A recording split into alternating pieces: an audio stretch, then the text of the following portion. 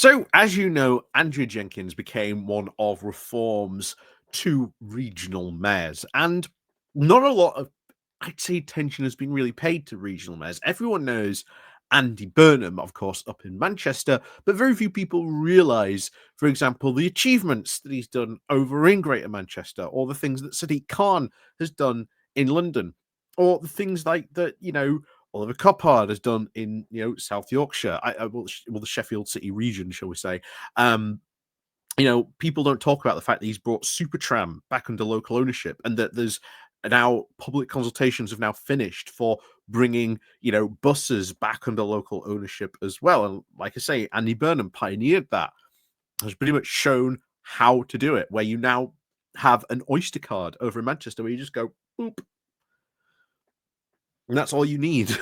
And hopefully that does come to South Yorkshire. I have said before on this, I would love, of course, to see the Supertram get extended. I think it's been a long time coming. I would love to see it go into sort of Doncaster, then be extended around through Doncaster. I'd love to see it come up here into Barnsley, be extended again in and around Barnsley. I think that would be amazing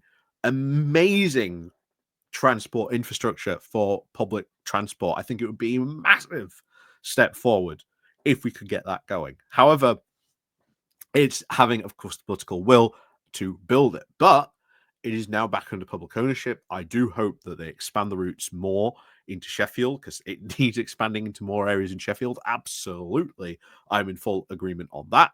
But again, would like to see it be extended across all of South Yorkshire, as was the original plan before, well, the NIMBYs got into it. And of course, always remember, Doncaster Council and Barnsley Council also helped pay for it as well. So, we want to see that finally reach here after all that time. But back, of course, over to the Greater Lancashire Mayor and what's been going on there, because it seems that Andrea Jenkyns' eligibility, shall we say, for the role is now coming into question. So this could be interesting when this goes to court. But from the way that I've understood this, doesn't look like it's going to end up with her losing her position.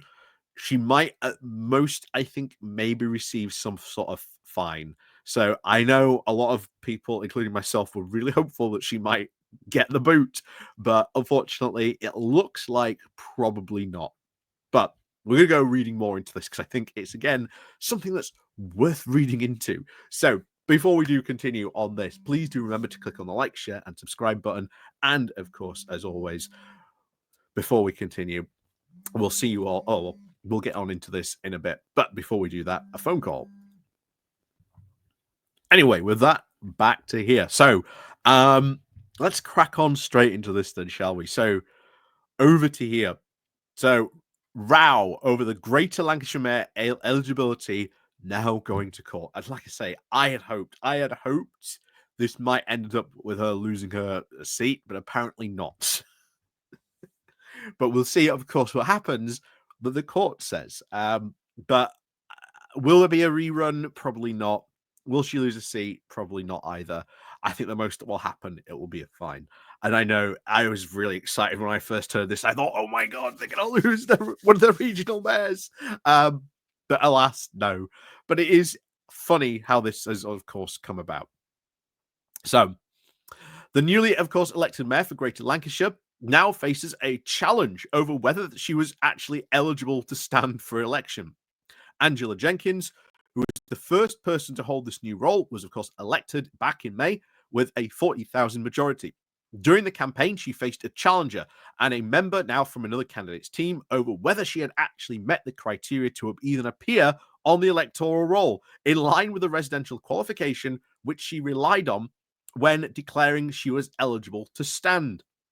Following a hearing less than a week before the poll, North Kensington DC electoral registration officer and chief executive Kathleen Mallott previously found that Dame Andrea Jenkyns was entitled to remain on the electoral register at that address.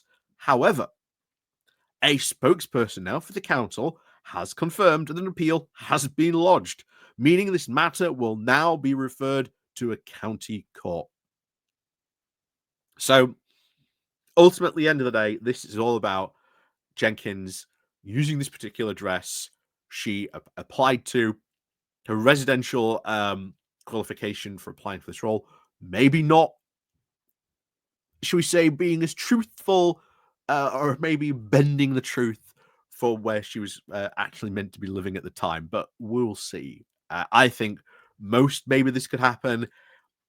Maybe the county court agrees with the registration officers and said, yeah, fine, she remain entitled. Maybe she ends up with a fine. That is unfortunately the most we can see. But again, I would love her to be fined for this. I would love her if it comes up, she gets fined for this. Anyway, commenting on Twitter, Jenkins said, "We will fight on. It was wrong to try and overturn a democratic vote. It reminds me of the Brexit years when the Remainers were trying to stop Brexit. While they're fighting, I will continue to fight for you and do my very best as your mayor." During the campaign, Dame Jenkins, of course, admitted that she was splitting her time between Lancashire and Leeds, where she was an MP for Morley and Otwood until last year's general election. However, she did grow up in Lincolnshire and has previously served as a county councillor and pledged to now move to the county full time with her child if elected. So, even, of course, LCC, this is the people are reporting on this, local government sort of politics group, very, very good at what they do, understands that even if the council, even if the court, so we find she was, of course, not eligible to be on electoral roll, she would not automatically be disqualified as mayor. So we have to see, of course, what happens and what then does that mean for her eligibility? Might she go on to maybe lose her role? Might there have to be a rerun of the election? Who knows at this point? It's all a bit murky, but it all comes down to the rules, the regulations on this one. And unfortunately, it might get quite a bit boring covering some of this. Maureen Overton, of course, the independent candidate who, of course, lodged this campaign and the complaint, told LCG she took issue with the fact that, of course, neither Jenkins nor the witness she relied upon attending, of course, the earlier hearing. She was represented by a barrister in the hearing. Councillor Overton, who's the leader of Lancashire Independents, sits on the county council, and North Keevan said, "This is not personal, it is not political, this is about democracy." She said that the new mayoralty was not meant to be the playground for political parties, for party politicians. In her expectancy speech, just in the early hours, Jenkins, of course, criticised Overton's campaign and challenging now her ability when Council Overton herself was from South Africa. Overton, who has lived in Lancashire now for more than 30 years, said that she had left the stage during the speech and would have hoped now for better. The first opportunity she had to speak as mayor, she used this to make personal attacks on political opponents, Councillor Overton said. And that was true. Her opening speech was so bizarre.